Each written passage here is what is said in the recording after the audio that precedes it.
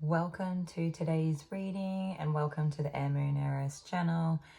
Thank you all for joining me today. We have 3 piles for you all to choose from.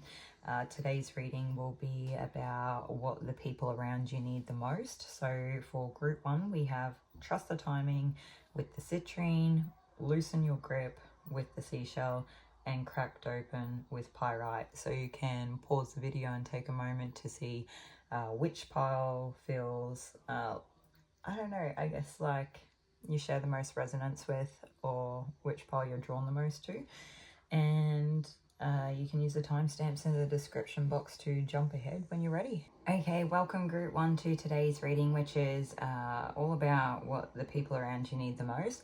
I'm pretty excited to be here doing a reading with you all because it's been a minute and I think they're still gonna be spaced out in between readings for a little while, so hopefully we can just get as many as we can in where we can. I am working with some time restrictions for the readings tonight, so hopefully we can just punch through this in a timely manner and you can get whatever messages were meant for you and we'll go from there. So first things first is I feel like we need to use the Rider-Waite Tarot deck, so I'll get these out and start pulling cards as we're actually talking. So the first card that I've got for this group that you would have chosen to actually select group 1 was the Trust the Timing. Trust the wave you came in on, time is not running out. I do get a sense of getting lost here. Like maybe the things around you are drawing you in enough or taking in so much of your attention that you actually sort of get lost in the moment, like sort of consumed by the things that are around you. Yeah.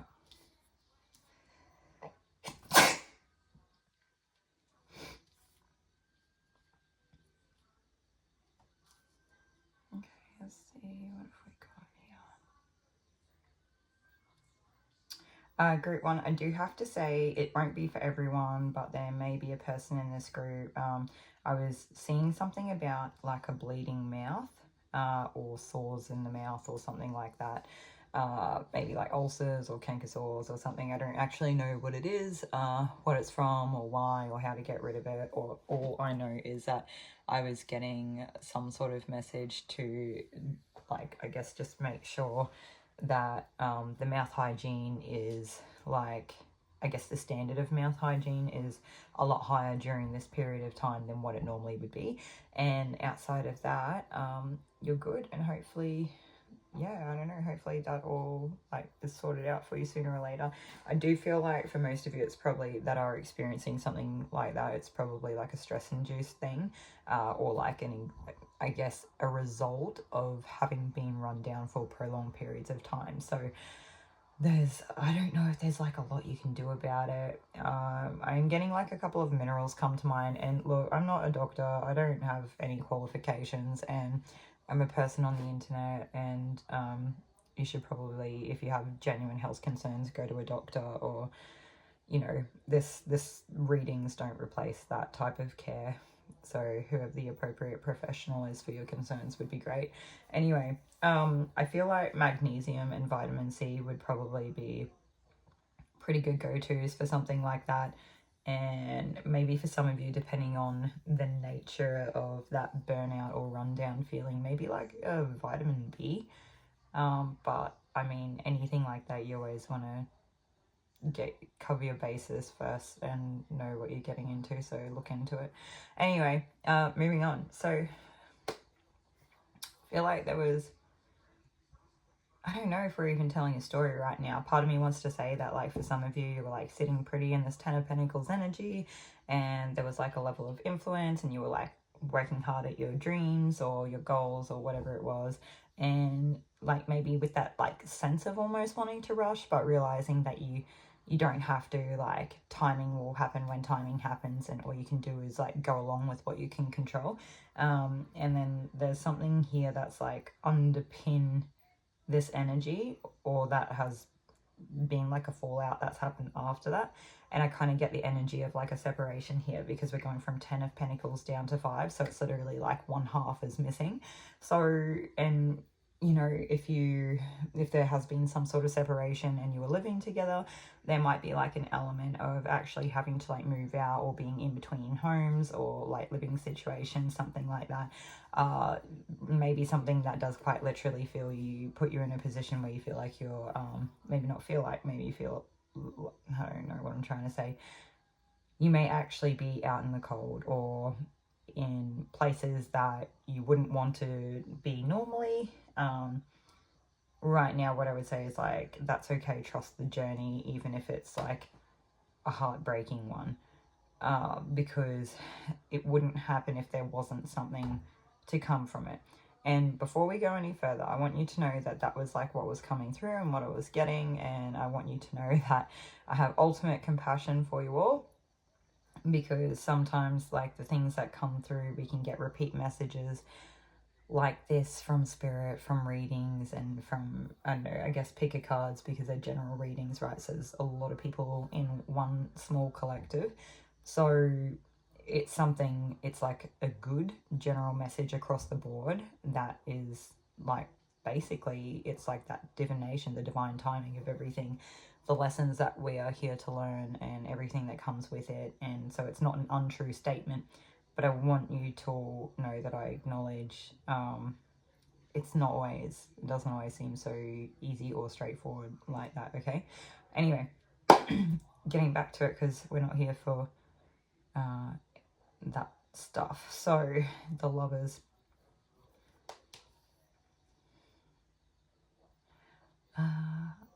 This is weird. I don't know if some of you are actually coming into a relationship, or if it's actually just the case that you like finding whatever it was you thought you were getting out of a relationship within yourself. So either way would be great. And then we're moving on to the Justice card, marriage.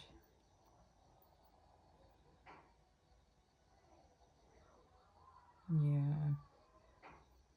Marriage. It's like, for a small group of you, it could be marriage. I actually think for most people, it's just going to be finding a level of balance that's restored, and in restoring that balance, it like puts you in a position to be able to like go after your dreams, or regain hope for the future, and maybe actually follow through on something that really means a lot to you, and probably always has, and can propel you into a time of deep healing, deep introspective healing. Maybe there was like a lot of wisdom to be gained from the situation. Okay, so now that we've gotten through that, I feel like there's definitely other stories here that I want to go through and acknowledge, and I'm just going to take a moment to close my eyes and see what I actually get come through.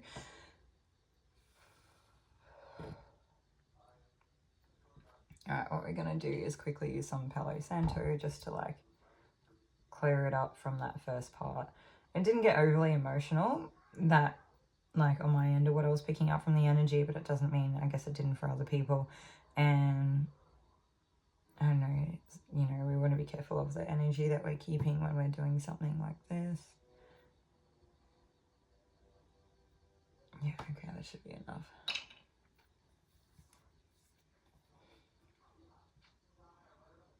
There's an element of me here that wants to go really quick and overlook all of the information, and regardless of wanting to try to punch out reading in a timely manner, I still want to actually do, like, I still want the reading to be a reading that's worthwhile, and the messages that need to be delivered are actually delivered. But the energy that I'm connecting to as I'm doing the reading actually feels like it's trying to rush things. And I think I sort of said that at the start, that like I did get a feeling of like getting lost, and it's like getting lost in all the source of everything going on. And maybe you've got like a really busy life for some of you, and maybe you're just like trying to, I don't know, maybe you're in the daily grind or the daily hustle, and maybe like life is just hectic and you're just trying to keep up with it, and maybe you get lost in the detail. Yeah. I am getting mention for Virgo here, and it was actually, like, we do have the Hermit card here, which is representative of Virgo, and the mention of being lost in the details, because Virgo can have a tendency to pay attention to, like, the finer details and sort of, like, overlook the bigger picture and things like that. It's not something that I usually do, but we also actually, the star, I'm pretty sure, is Aquarius, and the Hierophant is Taurus, so a few different signs there that may be confirmation for people. There may not be. Look, if it'll be extra confirmation for those that it applies to, and if it doesn't fit, I wouldn't worry about it. We can always recognize that even if that's not necessarily representative of us, it could be representative of energies that we're working with. So now that we've gotten to this point, because this reading was supposed to be about what the people around you need the most, we're going to have a look at it and talk about it. And we're going to start with the Hierophant. And it's that, like, Taurian energy. The only thing is, this card gives me a different feeling compared to how I normally feel when I think of Taurus. So normally when I think of Taurus, I feel like, I always think of, like, very grounded, like, earthly, like, worldly, like, nurturing nature. Can be quite stubborn, I guess, like, as all earth signs, right? But I don't know, I feel like there's, like, a beauty to Taurus. I know it's something, maybe like that Venusian quality that, like, can spew out of Taurus sometimes, like, the way that I'm talking, I don't know if you guys are, like, just kind of frank or kind of honest or something, or if it's this person, actually that's who we're connecting to, is energy. I feel like this person is, like, very specific about things. They maybe hold structure and routine with the utmost of importance. Maybe they're quite rigid about it, actually. Okay, now we seem to be getting somewhere. So they like things the way that they're done. They're liking tradition. They're liking their set ways. They don't want to, I don't feel like they don't like that flexibility, or it's not flexibility, they don't like variability, I don't think, or something unexpected. I don't think they like unexpected events or people, just unexpected things occurring. It doesn't matter what it is. And they do really like their possessions, and I think they do, like, it's not something I think of with Taurus, but I'm getting something about, like, some level of, like, recognition here as well, and I'm not sure what that is in regards to. Yeah, okay. They're mentioning the finer things. Okay, so that's one person. And there's, like, a great deal of value placed on, like, the physical manifestation, like objects, material wealth. Okay, so material wealth. And I feel like that person would be hard at work, and they mostly care about, like, that routine, the tradition, the security, the stability, that showing up, that structure of everything. Okay, all right, so now that we've got that out of the way, I feel like that person is just working towards whatever goals that they have in mind. It's kind of like comfort, wealth, and abundance is, I feel like, what they have in mind. Okay, now, oh, guys, we also have the Lovers here, which is, I'm pretty sure, Gemini as well. So, and Justice is Libra. We've got heaps of signs here. I don't know how I narrowed in on those first three, completely missing the Lovers and the Justice card. So, like, the Gemini and the Libra. But there's, like, more people in this equation than I thought that there was. So, we're gonna go through each one, and we're gonna see what they all have in common, and we'll go from there. All right, so we'll start with, I was getting the Virgo in my head, but they mean the Hermit. They just want me to talk about the Hermit first. So the Hermit is Virgo, and I don't know what I can say about Virgo. That I feel like what's happening here is that whatever the stereotypical archetype energy of that zodiac sign that I've seen within the Hierophant, within Taurus, within Virgo and the Hermit, they're not exactly coming through the way that you would stereotype them, okay? So maybe it's more closely representative of the specific people that we're talking about. And just because we use these signs doesn't necessarily mean that it's like, you don't have to have this person doesn't have to have like Taurus sun sign. They could have like heavy or significant Taurus placements in their chart. Yeah, anyway, moving on. So back to the Hermit. So a person here that I feel like they have like that really strong inner critic, and they do a lot of like deep reflection. I do feel like they're a person that would definitely mentor or take someone under their wing and just to guide them through whatever stage they're at. I do think Virgo can be a bit of like the servant sometimes, and I think they do like knowledge, and they do like sharing knowledge, and they like learning and all of that. So they definitely could have that tendency to really like guide someone through a journey. Yeah, okay. Yeah, that's what we need from the Hermit. So moving on to the stars, so the Aquarius within the group. Okay, yeah, they're all kind of different energies to what I would stereotype them as. Right here I see a person that's focused on what they're doing, and there's like a real unique divine beauty to them as a person and what they're doing, and almost as if nothing else matters. And I feel like they're just busy fulfilling their own prophecies. They're, yeah, self-fulfilling prophecies here. And there's like a lot of I don't know how to explain it. There is like a light airy quality to it, but it's really quite fulfilling at the same time. And I think it's something that this person will probably like follow whatever this is until they achieve something towards it. It's almost giving me like a legacy vibe. Yeah. Yeah. Okay, so they're like working towards something.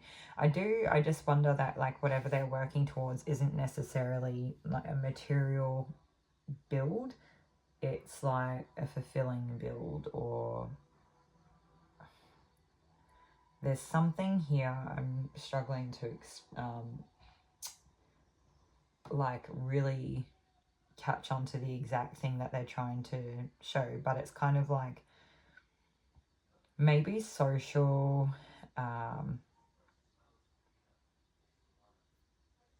what is it, like social demographics, social statistics, like social, like what would you be? You would be a I'm getting the vibes of like a person that would look into, forgive me, like, because I was thinking like of a social worker, but a social worker is more a person that works one-on-one directly with you. For this Aquarius card, the star here, I'm getting the vibe of a person who is like researching and analyzing statistics of like societal structures and demographics within certain societies, and it's kind of like they're trying to give a level of like equality, like they're trying to work on ways to improve social standards and things like that. And if it's not social standards, it's like ways of living or means of living or something. It's actually kind of really important. It's like a humanitarian energy, okay? So, yeah. Okay, cool. I do want to point out while we're at this point that so far the three cards that we've mentioned, they're all leaders in their own way, okay? So we'll acknowledge that and move on. Anyway, so the next card that we have, they want us to talk about the lovers first, so the Gemini card. So the next person is a Gemini or has heavy Gemini placements or that Gemini energy. And I'm kind of seeing like two parts in tandem that are like working together like a well-oiled machine.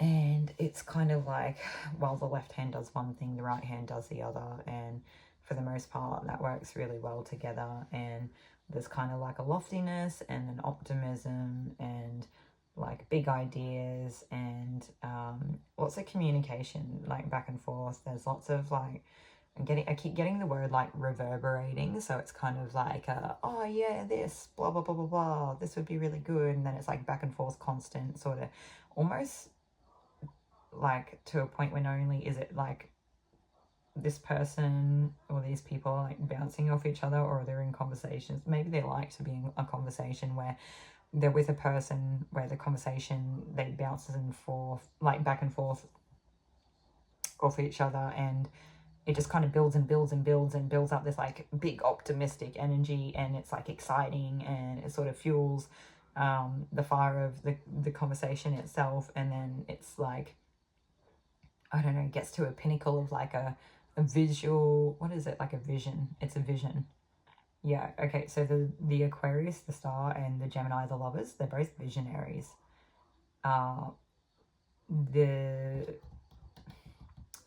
The Aquarius is a visionary in a way of something that maybe doesn't quite exist yet, or it's like can be quite like rigid vision, whereas I feel like the Gemini, the lovers here, it can be like, I don't know, it can be ideas that they're maybe not going to take so much work to necessarily achieve. I don't know if I want to say maybe they are more realistic. It's hard to say because they could go back and forth. Like they can both be dreamers here, or they can both have like visions for things that are maybe not as realistic as others. Whereas, you know, the Hierophant might be a bit more limited in the vision that they see, and the Hermit might be more introspective, focused on the inner world, whereas these, you know, the Hierophant, the Star, and the Lovers, like they're all externally focused at this point. I don't know, the Star's a bit of a weird one because it's not really like a just external or just internal. It's kind of like dipping between worlds a little bit there. Okay, so I do feel like Gemini uses a lot of that nuanced air dipping in between, but it's maybe mostly external, and there's a lot of optimism here without that grounded reality where, yeah, okay. Okay. So next we have the Justice card. So this will be Libra, like with the scales and the balancing. And so we've actually got 3 air signs here all come out in a row. I'm sorry for those of you who are actually like being really paying attention to this, or actually watching the cards, and you've already noticed this and I'm just catching up to you. At least we got there, okay? So we're going to keep going. Anyway, we've got all 3. That's beautiful. Definitely heavy energy here. Okay, so with the Justice card, with the Libra, like all of these energies that have come through, they're just, what I'm picking up, the message is totally different to how I see the sign. So it must be, you know, either a different energy that I haven't recognized within each of the signs well myself, or it's more specific to the person in your situation that's around you. So I feel that's what it has to be. It's like that. It's what the people around you need the most. So, yeah. I don't know. So Libra normally strikes me as like quite like light and communicative, and like, I don't know, finding balance in like balanced ways of like thinking and communicating and everything like that. But when I look at this Justice card, I'm definitely getting the feeling much more of like keeping someone accountable, and, you know, making sure that that justice is actually, you know, it does come to fruition. So there is like a level of like security here that's, you know, that's why the justice is invested in so heavily, so that the security can maintain the stability and the balance of everything. So it definitely seems much more serious, where like, look, if I had to say, if we were going to talk about the Gemini person, like I said, keep in mind, it doesn't, I'm just using like the zodiacs themselves as like an archetype, that the person doesn't even have to have these placements. It just, I might describe these qualities of these people and you might go, oh yeah, that sounds like someone that I know. Okay.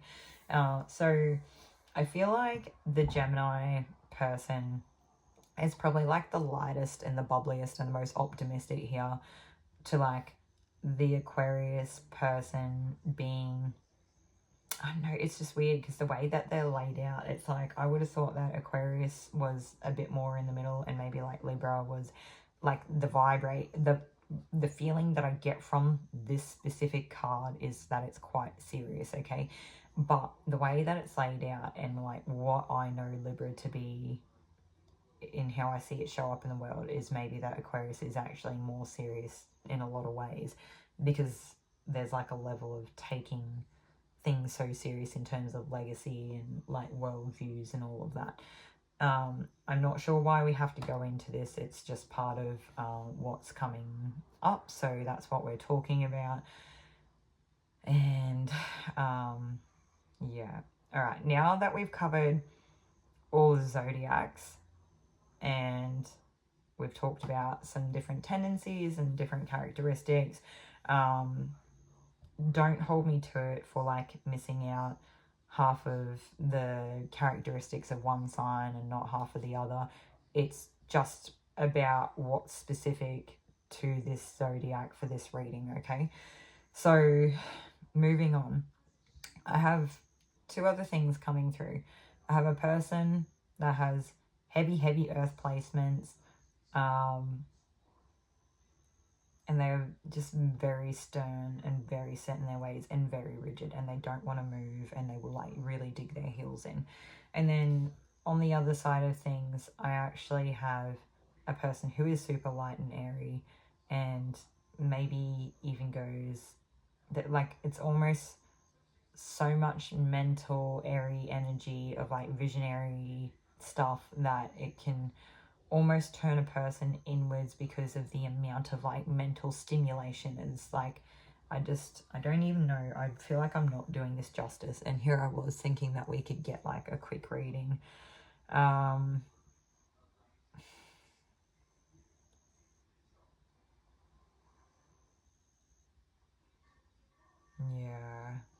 all right, what we're gonna do is we're going to take a couple of different cards and see if we can get a little bit more information.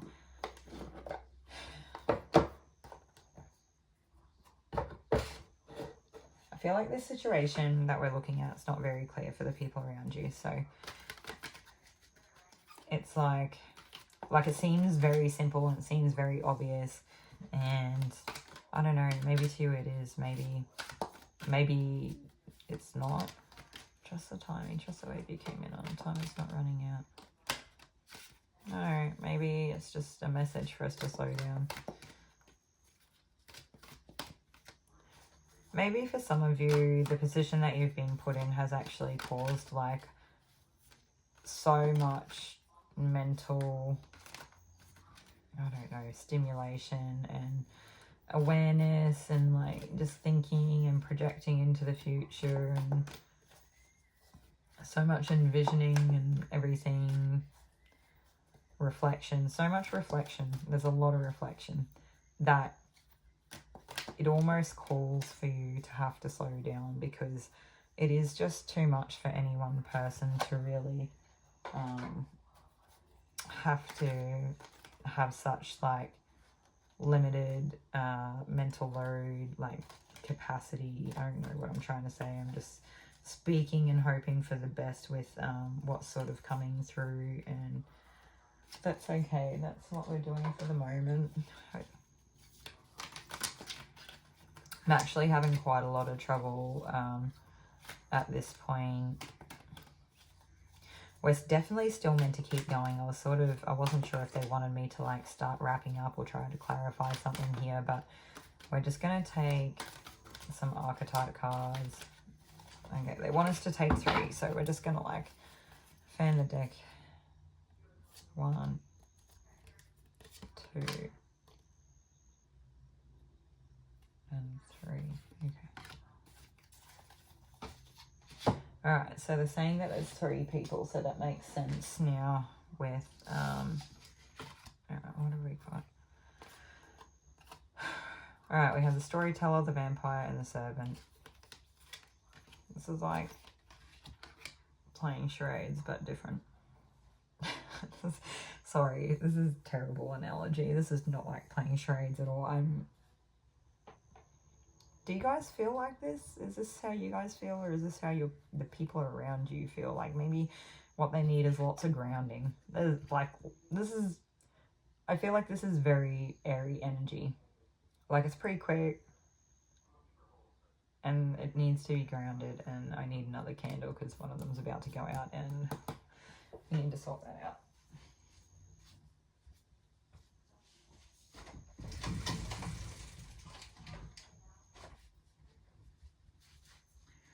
What I want to say, even if it has taken me this entire time to get to that point to understand what it was, is that this energy is pretty quick. It's actually pretty hard to keep up with. It's pretty agile.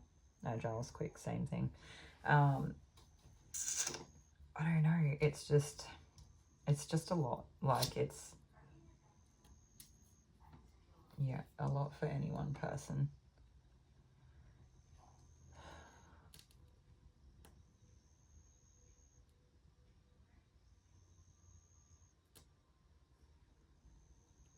Okay, so I want to start with the Hierophant and the Storyteller cards connecting, because the Hierophant, being a person of influence, definitely does give Storyteller vibes. In the light attribute, which is what I believe it to be, is the ability to experience and express life through stories and symbols. So there's something here with the Hierophant that makes them worthwhile listening to, okay? There's like a level of knowledge. I don't feel like they're just like storytelling for the sake of it. Even if this person told a fiction-based story, they're like the kind of person that would tell a story that was like based on a moral of the story or something like that, where there's like a lesson to be garnered, or like a lesson to be learned, or some sort of information, or like an archetype. There's something that they're trying to portray that would actually be helpful, and it would actually be a knowledge-based story. There's something they want to achieve with the story anyway, okay? I don't particularly feel like this specific Hierophant would actually be making up tales. I think it gives a feeling of passing on knowledge and wisdom. Yeah. Okay. Not every time I pull the Hierophant card does it embody that same energy, okay? Alright, moving on. So there is a person here that is deeply draining and may have a level of like a psychic connection too. So I'm not sure what that is. I guess the best that I understand a situation like this is that sometimes we can have attachments, sometimes we can have poor boundaries, you know, leading into like codependent relationships, regardless of any sort of like psychic connection. And I don't know, there's definitely a person draining you anyway. And I feel like whoever this person is, and it doesn't matter what the situation looked like, how it played out, other than the fact that they've either put you in a precarious position, or your health is suffering because of it. Maybe your well-being in general is suffering because of it, okay? So it's that simple. I feel like they're still hanging on, and they're still doing this, whatever that is, that put you in that place. And do you know what's the weirdest thing? I like, just with these archetype cards, like I wasn't even like trying to picture where I'd lay them out. I just kind of like laid them out where there was space, and they all weirdly matched up to where I would put them if I had to like logically think of where I would put them. Because like Storyteller with the influence of the Hierophant, and then the Vampire with the Five of Pentacles, and the Servant with the Hermit, which is like, you know, the tarot card for Virgo, and Virgo can be known as the Servant. So wild. Anyway, anything else there? I think that they're just pointing out that whoever put you in the Five of Pentacles energy, whoever that like vampire person is, it's just to be aware that that's even happened, right? So as long as you're aware of it, for some of you it would be like blatantly obvious, like of course, what's next? Like tell me something I didn't know. But for others of you, it may only just be like scratching the surface of coming to light. Like you might actually not know. Maybe you're starting to wake up to it. Maybe it's something that you're like kind of had been giving the benefit of the doubt, and it's unfortunately you know, put you out in some way that it probably shouldn't have. And yeah, okay, that's what we need for that. All right, moving. We don't want to move on yet. Really don't like it when people try to take up too much of our time with unsolicited or unwarranted attempts in gaining attention and control. And I feel like this is exactly what this person is doing. There's like a level of like significance or connection that they want, and it's really sad because it's like one of those things that, you know, if they had received a bit more of that when they were a child or something, maybe they wouldn't be in this position now. But this is what they feel like they have to do because of how low down on the scale or the bar of, you know, where they sit in life. It's like there'll be, if you look up some sort of like, I don't know, you can, the amount of things you can look up on the internet these days, and there will be some sort of scale that will like list down needs, and what I'm referring to is like social needs, and it'll be like things like belonging and connection and all of that, and there'll be ways in which people can go about like obtaining or ascertaining their needs, like meeting their needs in these social ways.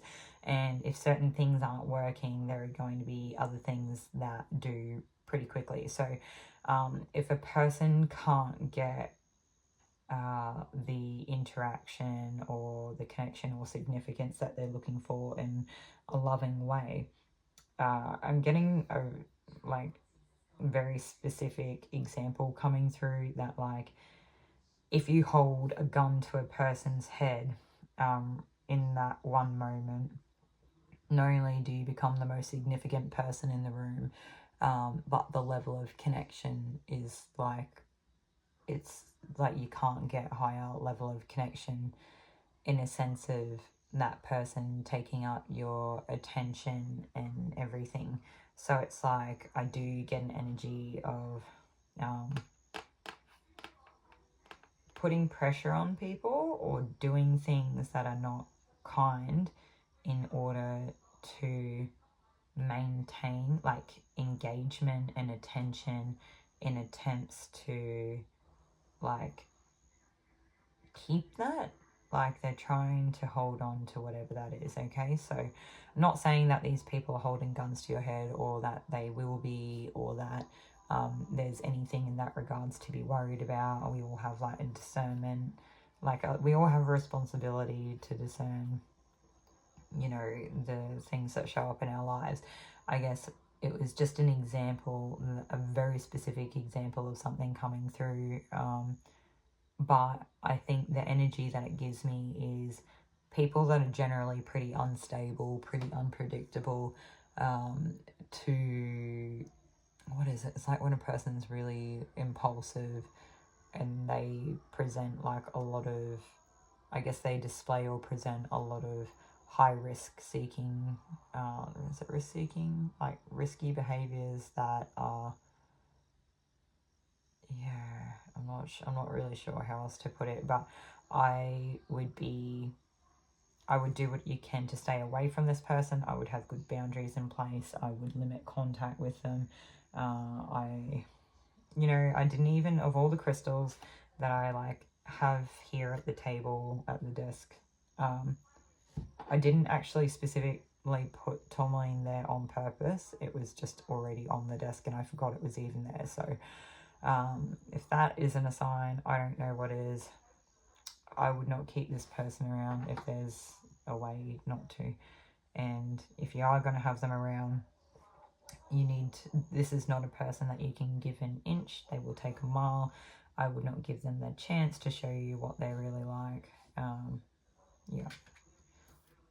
Of course, we're all our own person and we can make our own decisions. So I feel like if that specific person, like, please take this with like a level of discretion as well, that like these examples aren't always like as maybe like mild and meek or as extreme as maybe the example coming through.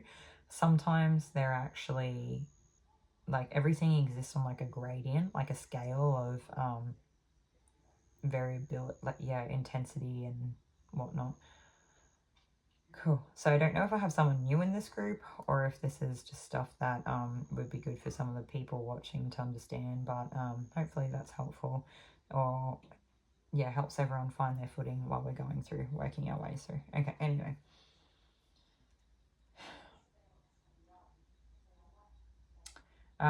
For this vampire energy we've just been talking about, that's put you in the Five of Pentacles state.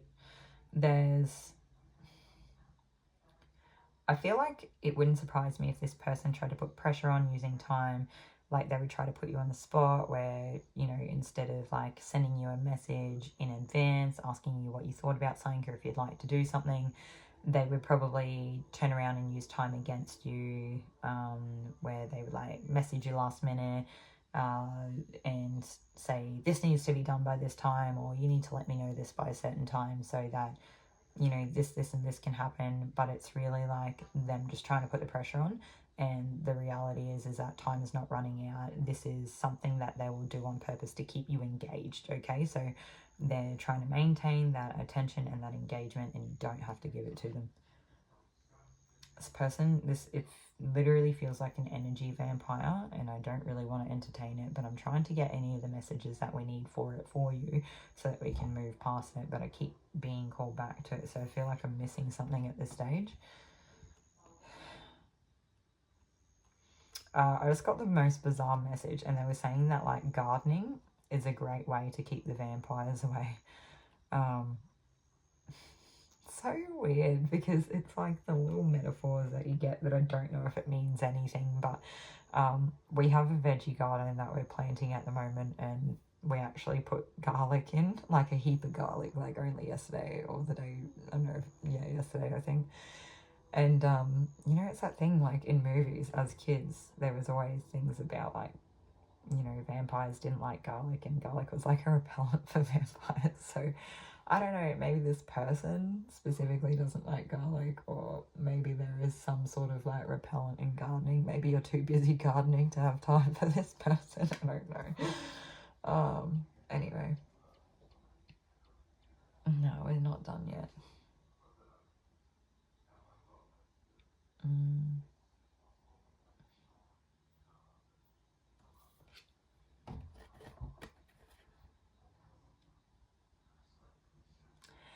Alright, I'm going to move on from this card, even though I feel like there's still a bit of energy there. And we'll move on and we'll see if it's still there in a little bit, because, you know, usually it would indicate that I've not got the whole message out yet. But at this point in time, I'm not sure if this is like something coming through in the reading that's trying to keep us stuck. I did just start getting one more thing before we move on, where it's like this person may use insight or intuition as a mask. So maybe they're a person that, they do mask or show up in the world as a person that's like intuitive or something. And there's like the reason why they do the things they do, it's like gives them a strong sense of like self-worth or self-confidence or something like that. And I do feel like this cloaking, this masking is like an act of them trying to protect themselves and protect their own ego and protect their self-worth. And but they exercise their willpower a lot to be able to do these things, and it's really unnecessary. Like they don't need to do what they're doing to, I don't know, to like a lot of it seems unnecessary. Alright, so now we're going to park it and move on. All right, so we're going to go to Virgo, to the servant. So there may be this Virgo person that's a servant. So they delight in serving others with a free and loving heart and using the lack of money as an excuse not to move forward with life. I'm not sure about that. All right, so what do these people need? So what does the Hierophant need, the storyteller? Okay, so when I was talking about the Hierophant, I did get something about like a level of like recognition. So yeah, they're trying to share knowledge and wisdom with you, and they do require a level of recognition. So I think that this is going to be one of those things where it's like, maybe with this person, not only do you need to show like a level of like endowing respect and giving this person time and attention to let them tell their side of the story or pass down this wisdom or knowledge that they have to share. Like, it's not that you just delight them in letting them share their story and then sort of like roll your eyes and walk away. You need to give like thanks or gratitude or recognition of like, oh, thank you, that was helpful. And you, like, you know, we always listen, we choose what we take on board. You don't necessarily have to do, like, if this person gives you advice, you don't necessarily have to follow through on it, but you can still appreciate the fact that they gave you food for thought. Maybe they gave you information, or they will give you information that it might not be the advice that you choose to take, but it may help orient the decision or the direction in which you head in. It may help show you what you don't want or something like that, okay? And it costs nothing to be kind and say thank you, or, you know, that's like good food for thought, or that's a good perspective I hadn't thought of, or that'll help me make this decision. Like, there's, yeah, okay, so the storyteller, Hierophant person would like a bit of recognition. I think we already talked about what the vampire person that's put you in the Five of Pentacles energy would like, and it's like a stronger level of like connection. I feel like they'd like a level of commitment, because it's like a level of they want to keep a person bound to them, and I don't know, I guess what they want is like connection and significance. We already talked about that. They want engagement, attention. We don't need to give it more attention than we already have. Okay. And what like the servant hermit person would like is to be able to actually serve someone, so, or to help in some way. Okay, so 2 out of 3 isn't bad. I don't know if any of you like Meatloaf will get that reference, but that was just something I had coming through, and I'm not prepared to sing it. Anyway, yeah.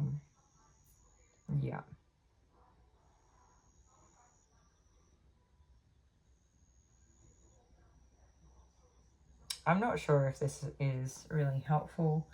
I'm hoping that, you know, we're talking about what the people around you need the most from you, and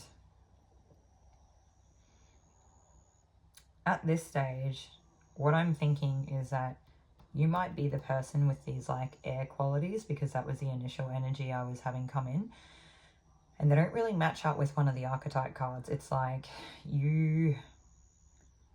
you might be this person that has like a vision, and you care about like the justice in a situation. You might be pretty optimistic. You might like a conversation. You might like, you know, mental stimuli, like things that I don't know, like conversations of substance and everything like that.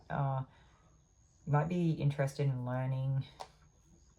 You might be interested in intellectual conversations, and I don't know, it doesn't have to be just those things. You might just like talking to people a lot or something, I'm not sure. And then it's like the people that you have around you. There's the storyteller person that may have some sort of wisdom to pass on. The vampire that would like some level of, you know, connection, significance, attention, engagement. And this Virgo person who would be like pretty well ready to like wait on your foot in hand. And if they're not going to wait on your foot in hand because they have their own level of like self-respect or, you know, other things that they're doing in life. They'll just be super helpful. So yeah, I think that's everything. Do you know, I want to point out, like with the Virgo, the Hermit, servant person here, they actually like helping people. So, you know, it doesn't hurt to let them help you. It's like a way that they enjoy giving to other people, okay? Yeah. I feel like both the Hierophant and the Hermit here, they're both giving in different natures, and that's really lovely. Yeah. Okay, group one. I hope that this actually made sense for you, because it did take a little bit to sort of work out all the different pieces of the puzzle here. There's like a lot of moving parts in the different energies around. Hopefully it resonated. Hopefully there's something helpful there, and we'll see you all in another reading. Thank you.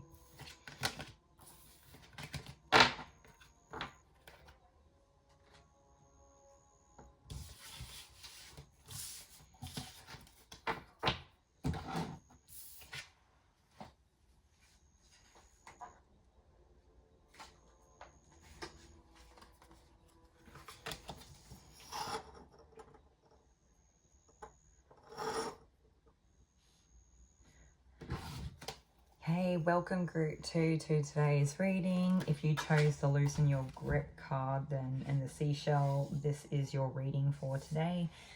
We're going to take some Rider-Waite cards to start the reading. Actually, I'm feeling called to point out to you guys, I want to show you the seashell, so I'm not sure if it's something you were interested in looking at. It's actually really pretty. I have no idea where it's come from. It's just something that I've at some stage wound up with, but it's beautiful. I love it. Yeah, you get the picture. Okay, so that can go there. So we did pull the 6 of Cups, the 8 of Wands, and the 9 of Pentacles. It's going to take a moment to switch this candle over.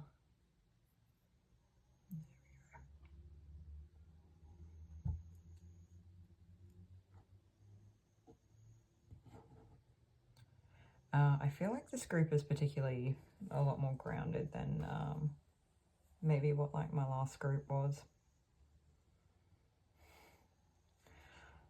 So I think I want to, even though we're talking about what the people around you need the most, I just want to take a second to talk about you. And I feel like this group is probably a lot more structured, grounded, clear, maybe balanced, but maybe like with a good amount of flow. Like you're not too rigid. Like you can go with the flow. Like I feel like you're a person that can jump between going with the flow and doing what needs to be done. Okay, so that's lovely. And I feel like you're probably like a really beautifully natured person as well. So take the compliments while they're coming, right? Okay.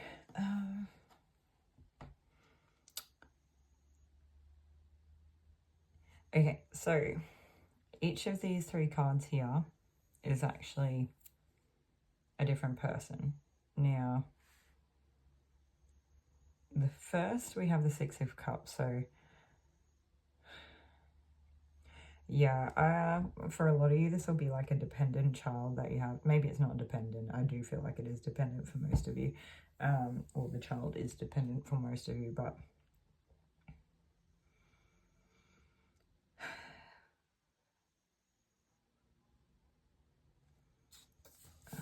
what is it?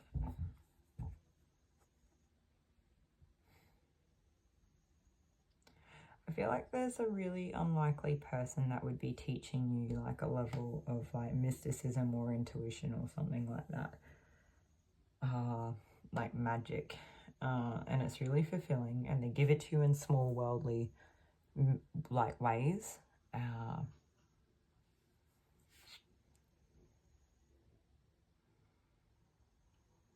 feel like everything that this person would do would be like kind and generous and fun and fulfilling and nurturing. And if it's not that, it'll be the other way around. No, that's that person. Okay. For those of you that has a child, that may be the qualities of your child. And for those of you who do not have a child, this may be a person that works with children and they embody all of those qualities, okay? I think the majority of these people will be women, but we're not here, like it doesn't necessarily mean that it isn't, it's just the majority are. Okay.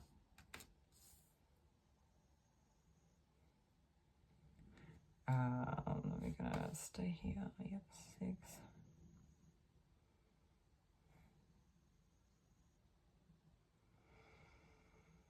Okay, so when I was looking at like a connection between these two cards, the 6 of Cups here and the Loosen Your Grip card, you know, the writing says coping mechanisms, but I was actually literally seeing defense mechanisms. And so I wonder if this person gives out of, I don't know, some sort of like coping or defensive mechanism. Maybe it's like a distraction type thing.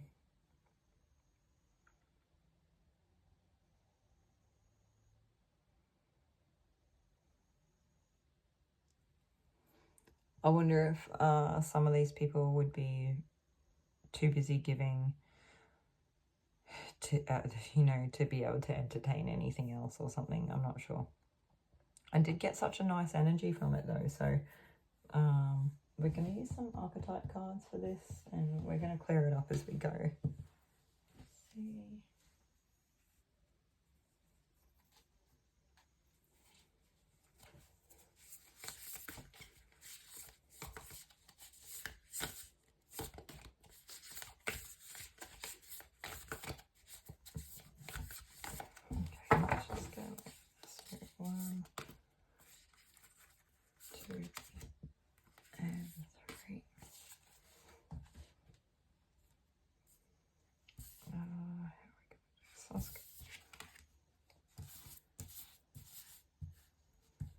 So that's a 6 of Cups person. That's the 8 of Wands person. And that's the 9 of Pentacles person. Okay. Let's see if we can find like a better way to spread this out a bit.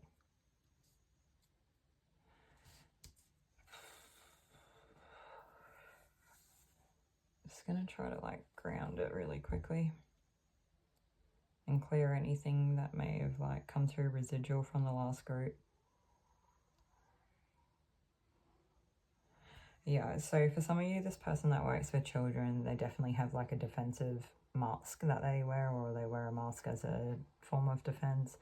I don't feel like they're necessarily like out with like, you know, bad intentions or anything like that. I think it's just like something that they've like had to do over time to protect themselves, and then it's just become second nature, and then it's like, you know, it started out as like a genuine pure defense mechanism, and now it's like turned into something that's sort of, I don't want to say, I don't know, maybe it has like taken on a life of its own, and then if it hasn't taken on a life of its own, it's like they don't realize that they don't need that anymore, and it's kind of unnecessary at this point, but they still do it out of like, you know, fear from the past or whatever's happened. Anyway, so that's enough about them for the moment. Actually, do you know, I am getting something else here about like what this person probably needs the most would be to be seen.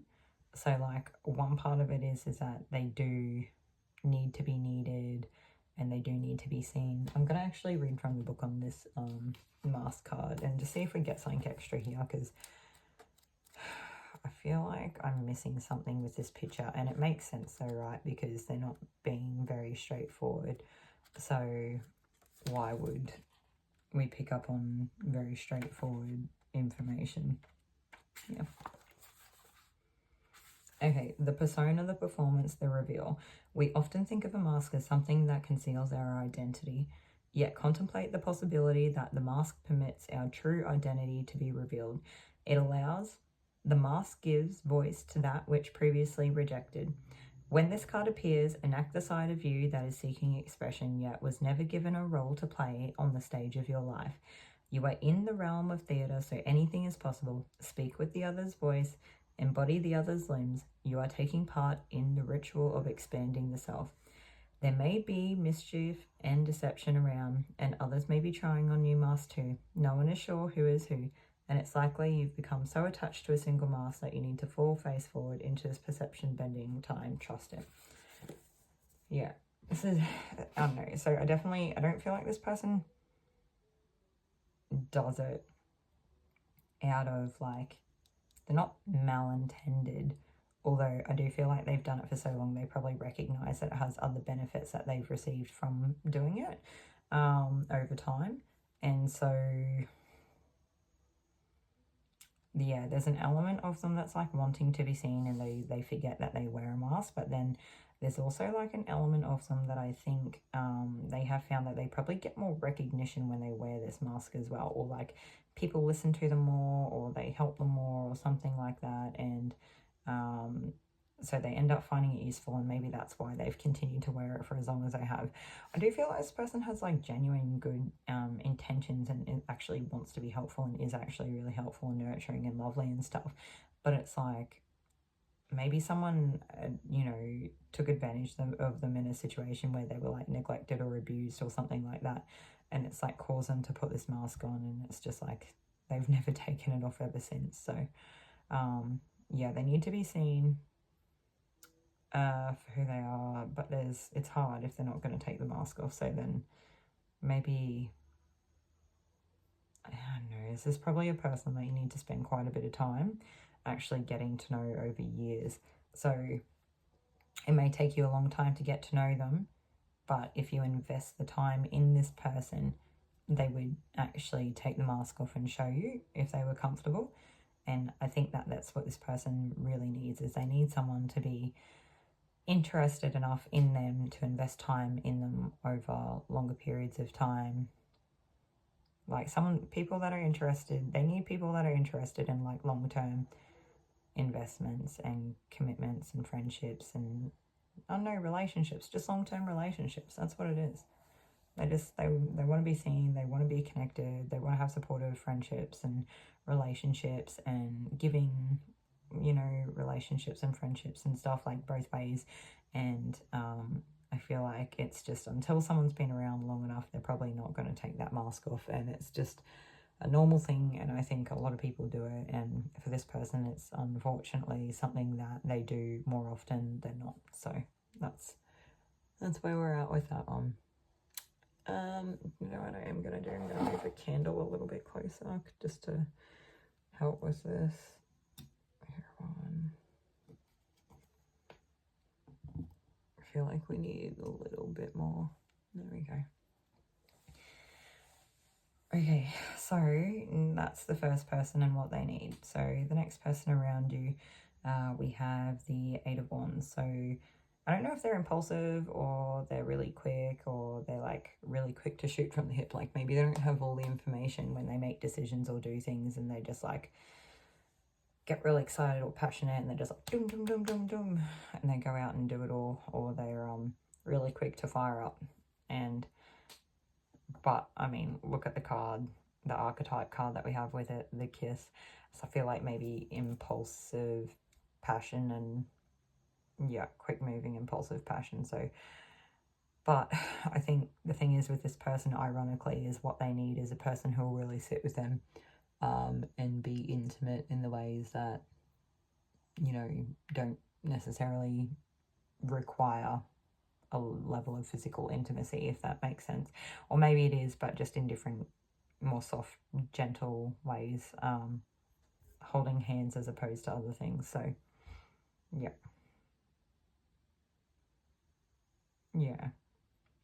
they actually need someone who will sit with them through their, you know, that, like, what is it, someone who will sit through them, the wave with them, like the excitement building, impulsivity, and then the come down of like, oh, I just did this thing, and then, oh, I didn't know what to do, and then it's a really bizarre energy to try to read, so we're actually going to read from the book on the kiss as well. At this rate, we might end up through all three. We'll see. Hopefully it will illuminate something for us.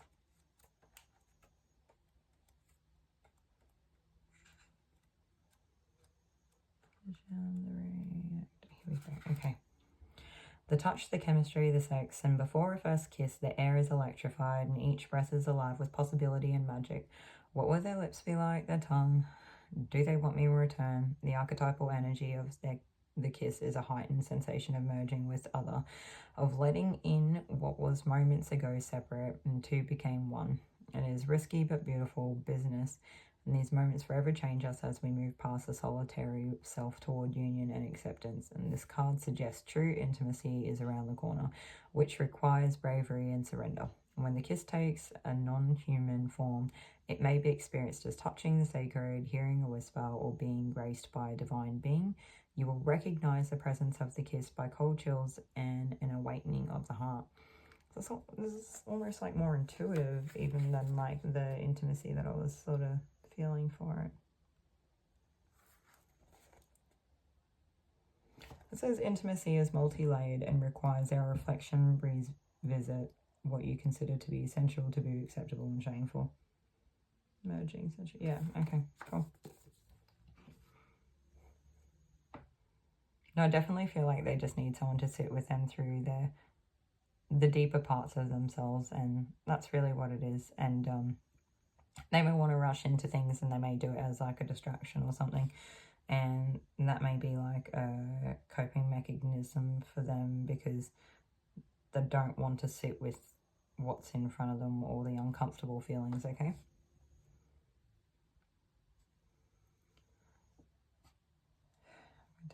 Okay, cool. So the last person that we have is the Nine of Pentacles here, and so I feel like this person's well-to-do for, they have what they need, they are comfortable and secure and stable, and they, you know, there's probably not a lot that they want that they don't have already in terms of like material wealth or abundance, or like needs being met and health and wellness and I don't know, maybe just like health and wealth, kind of basic earthly things that we all want.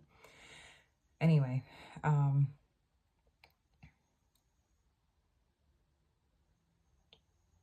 though, there's like the storm, so it's like they're brewing beneath the surface, or there's something here about the storm will help clear out some stagnant energy.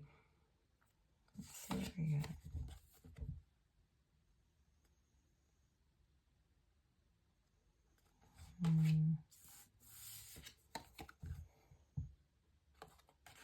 Alright, we're going to read from the book on the storm card, and we're just going to see what it is we get here, because it's really like one of two things. There's either like a storm brewing beneath the surface, or it's like, I don't know, maybe they experience prosperity and wealth and abundance after the storm, or maybe they're worried about the storm wiping it away. We want to find out what they need. So here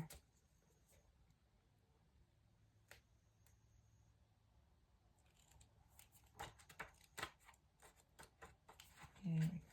The storm. Okay. The chaos, the whirlwind, the disorder. Possessing an energy much like the Tarot's Tower card, the storm undoes all that is. Everything that was solid, known, and relied upon is stripped away by the winds of fate.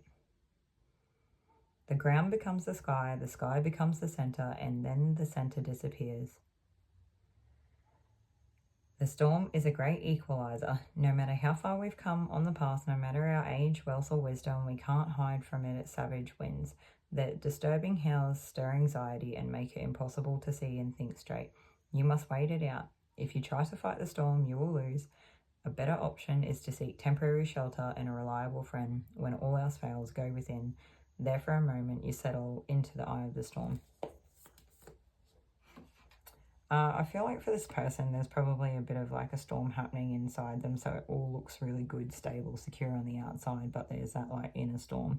The other side of it is too, is I don't know about you guys, but there's nothing like the energy of a good storm. Can kind of have that opposite calming effect when everything else is kind of chaotic.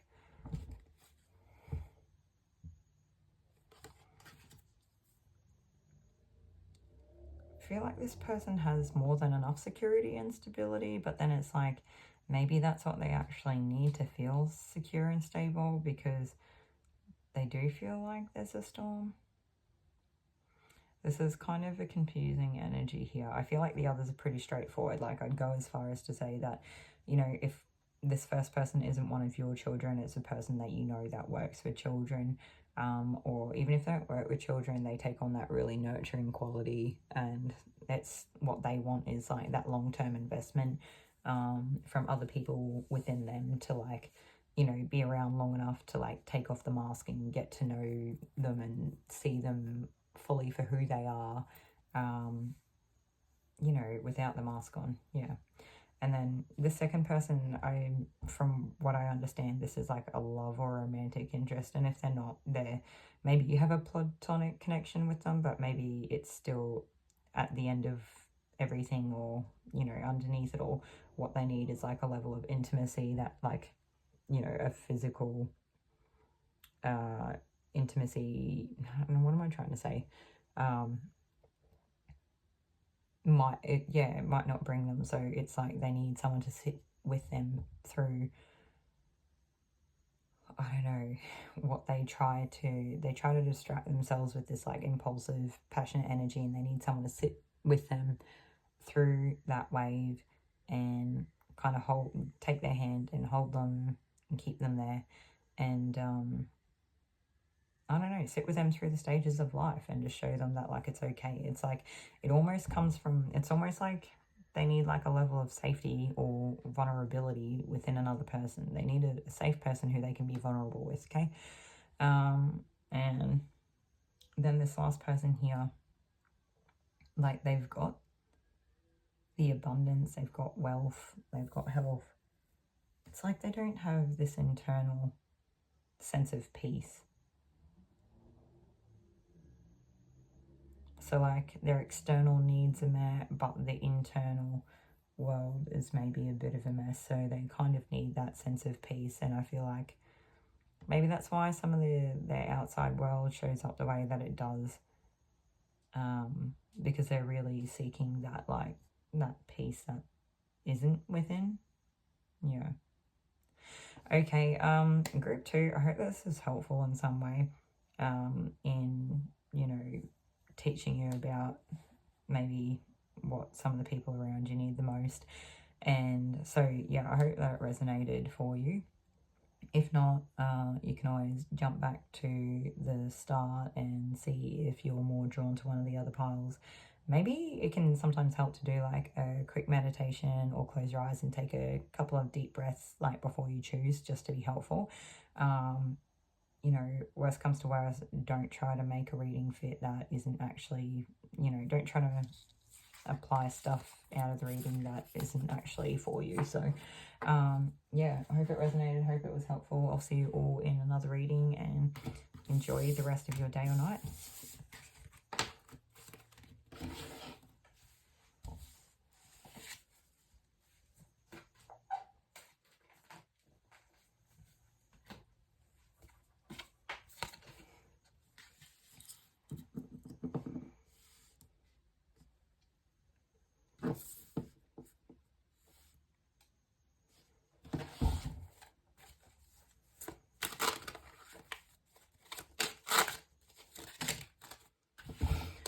Okay, welcome group 3 to today's reading. If you chose the Pyrite and the Cracked Open Rock Bottom Surrender to the Alchemy of Life card, then this is your reading for today.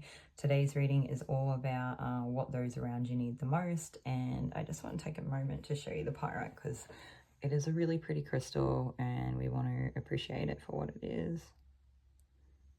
Pyrite's like a really good one for self-worth and self-confidence and willpower and self-worth and confidence. It's like, this is like letting yourself take up space and shine bright and yeah, all the good stuff. Okay, so I'm gonna move that one out of the way.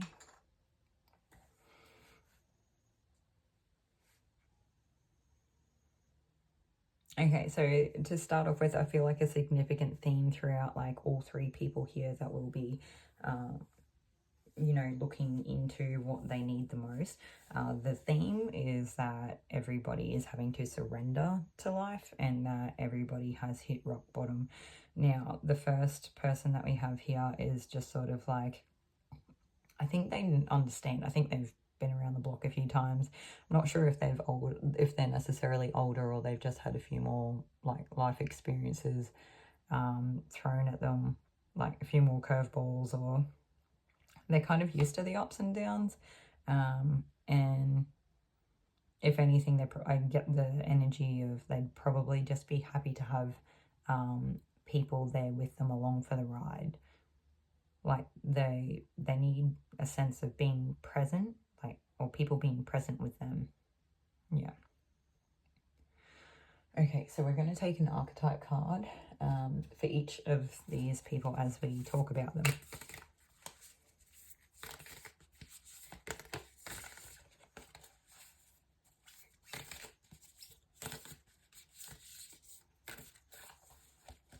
What else is there? Yeah, they're just sort of, I think that they almost want like people that are going to last the seasons with them, right? They're probably used to the ups and downs and the different things in life that can happen. And they just want things that are going to be long-term, stable, or like ride the wave with them. Maybe really well-balanced, well-rounded people, because, you know, life's not so linear. Oh, I'm going to put that one back and take that one. Cool. So,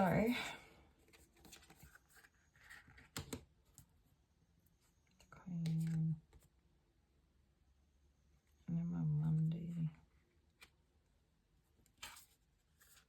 and the sword. Alright, so let's just move this around a bit to see if we can make more room.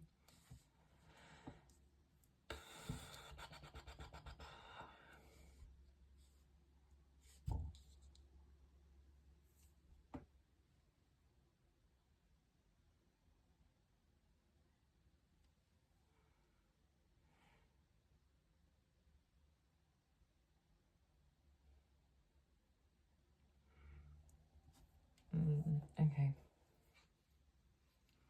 I was sort of thinking that this person that we've been talking about, they need like a level of like security and safety, and maybe like people that are going to pour into their self-worth as well. Like, so yeah, they need to know that people are not going to be a snake or betray them. They need to know that people are going to actually nurture them, and you know, it's okay to take turns watering each other's gardens and all that sort of stuff. But we're going to read from the book regardless, and I feel like they might even really like gardening as well, or maybe they need it. It would be good for them. Let's see. The Queen. Okay. Maybe they need to have a sense of like nurturing someone else. The Queen. It's not one.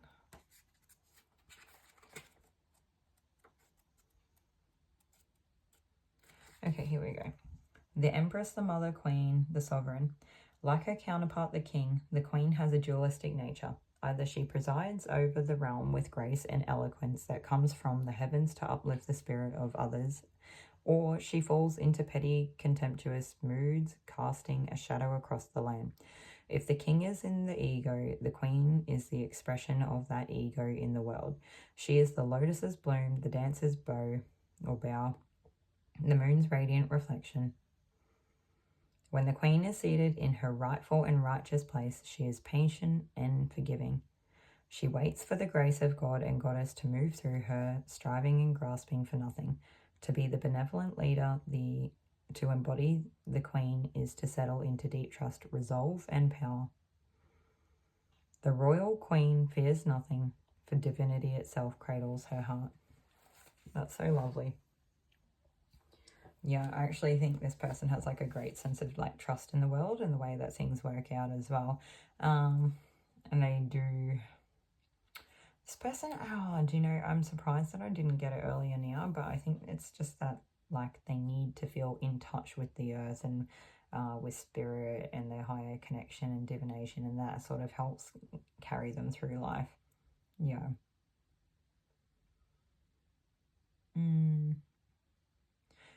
They may feel more in tune or in connection when they are like more stable or something, but I feel like there's, I don't know.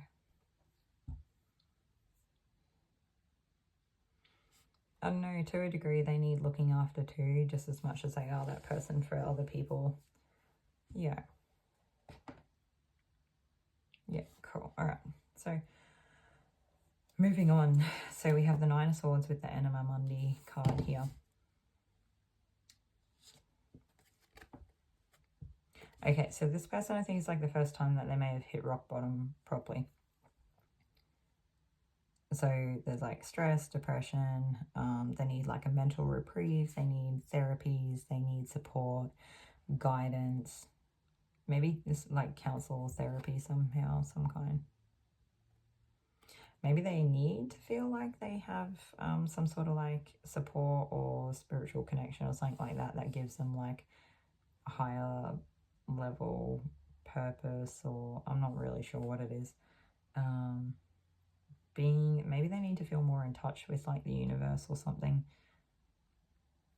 Maybe they're in their current dark night of the soul and they just need to come out of that. But we're going to read from the book on the Anima Mundi card as well. For some reason, the book seems to be like really helpful for tonight's reading, so let's do that. That's what we need.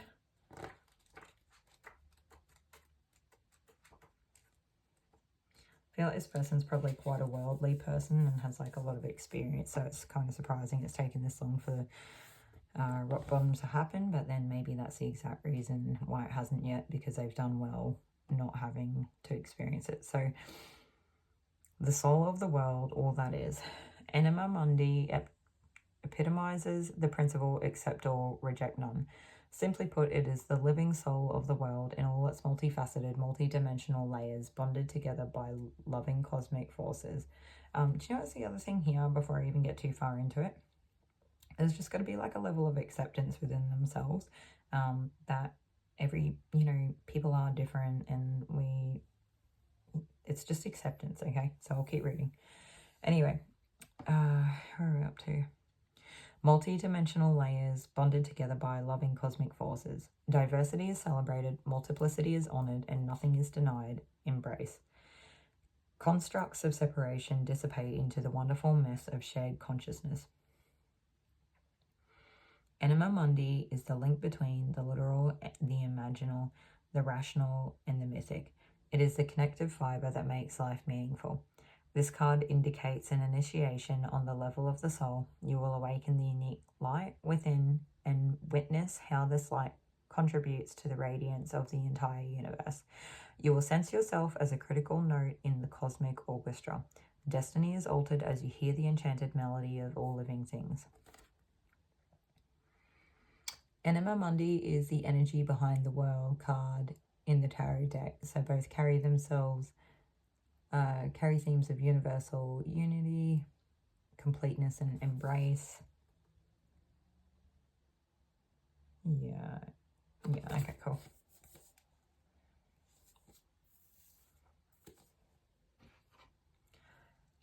So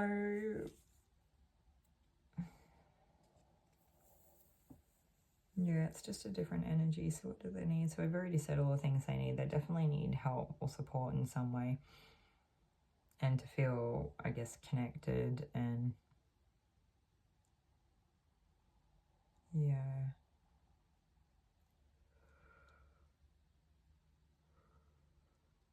I do feel like this person is in maybe like a dark night of the soul, and they probably just need to be connected with other people experiencing. It's weird because these two people, I don't know if they know each other or if they're just separate people in your lives. It'd be cool if they could come together because they'd probably, you know, help each other. I feel like they've got like maybe similar life paths, but like this person's been doing it for a while and this person's just beginning.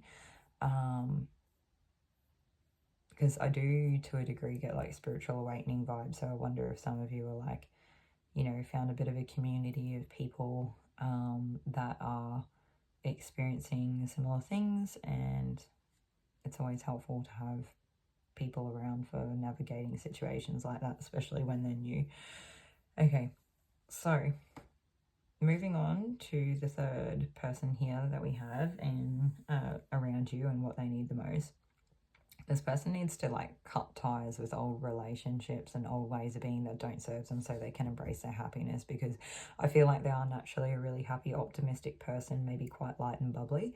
And I feel like they're probably like really normally like really healthy, happy-go-lucky sort of. Yeah, this person is like a sunflower. Even on a rainy day, there'll be like one little patch of sun and there's a sunflower growing there and it's them. And something may be holding them back right now. Something may be like overshadowing them a little bit. I'm going to read from the book for the sword as well.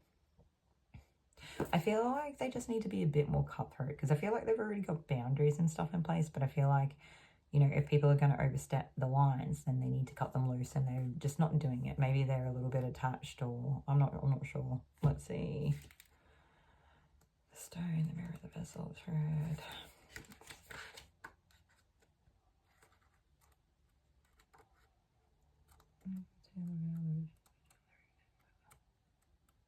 Sword, here we go.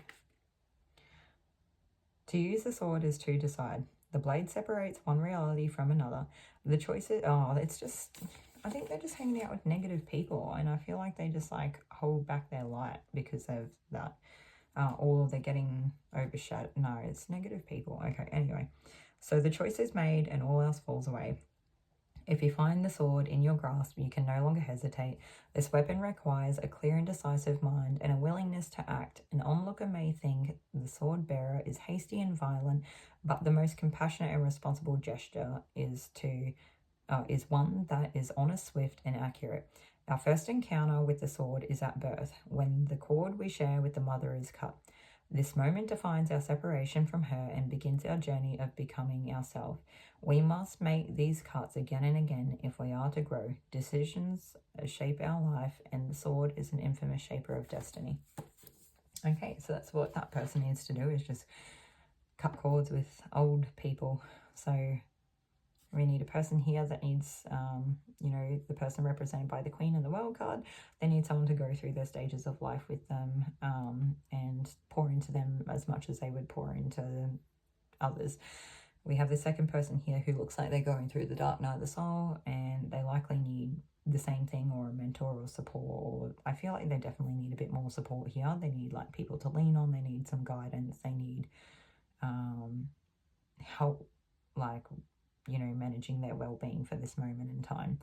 And this last person here with the Sun card, they need to cut the driftwood. I've got one more thing here with this Nine of Swords card.